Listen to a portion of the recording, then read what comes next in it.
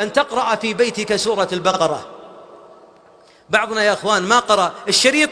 أنا لا أقول الشريط لا يكفي كقراءتك أنت، اقرأ أنت سورة البقرة. بعض الناس مشغل شريط يقول الحمد لله البقرة في البيت. البقرة هذا القارئ الذي قرأ في المسجد أو قرأ لنفسه، ما قرأ لبيتك، الله يجزاك خير. اقرأ أنت لبيتك واقرأها وارفع صوتك، فإن سورة البقرة إذا قرأت في بيت لا يقربه شيطان، بل ولا يستطيع السحر ولا السحرة يستطيع أن يصلوا إليك وإلى أهل بيتك إذا كانت البقرة فيه. أيضا قراءة آية الكرسي عند النوم والوضوء عند النوم. لا تنم إلا متوضئا. ما تلاحظون بعض الناس يجيه الشيطان يسمونه العوام عندنا الجاثوم، يجثم على صدره يخنقه لا يكاد يدفعه، هذا يسمونه بعض العلماء المس الخارجي. سببه الشيطان موجود عندك صور، أي واحد عنده في البيت صور أزلها، مجسمات أزلها، موسيقى وردح وطن ورقص. ها يا أخي أنت مسوي حفلة للشياطين، الله يجزاك خير.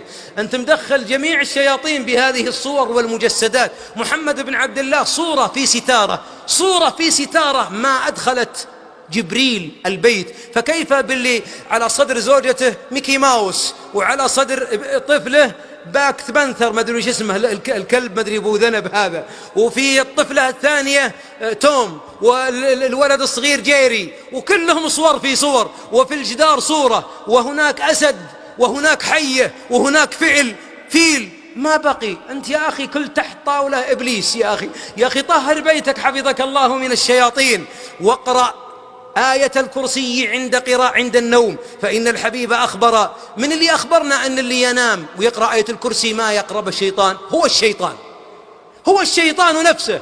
قال إذا آويت إلى فراشك فاقرأ آية الكرسي فإنه لا يقربك شيطان. اللي قالها لنا الشيطان. قال الحبيب صدقك وهو كذوب.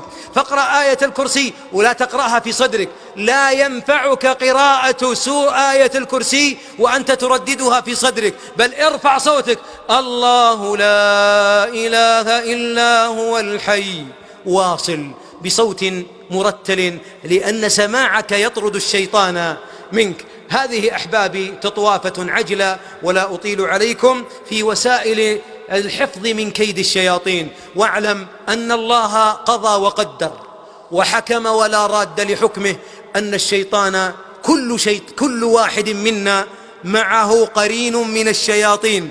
حتى عائشة قالت يا رسول الله حتى أنت يعني معك قرين؟ قال نعم حتى أنا، غير أن الله أعانني عليه فأسلم.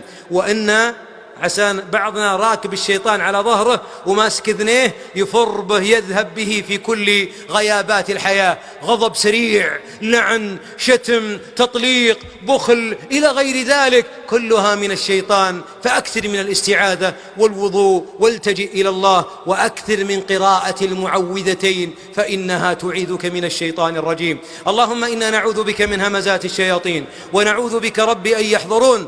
اللهم احفظنا من النار يا رب العالمين، ووالدينا وكل مسلم يا رب العالمين. اللهم اختم لنا رمضان برضوانك، واجعلنا فيه من عتقائك من نيرانك، واغفر للآباء والأمهات يا أكرم الأكرمين، وطهر قلوبنا من وساوس الشياطين، واغفر لنا ولإخواننا الذين سبقونا بالإيمان، ولا تجعل في قلوبنا غلا للذين آمنوا. اللهم لا تجعل للشياطين علينا يا رب سلطانا، اعصمنا وذرياتنا ومن نحب يا رب من كيدهم يا أكرم الأكرمين. اللهم نادنا من السماء نداء أن يقال لنا قوموا مغفورا لكم قد بدلت سيئاتكم حسنات، والله أعلى وأعلم وأحكم، وصلى الله وسلم على نبينا محمد.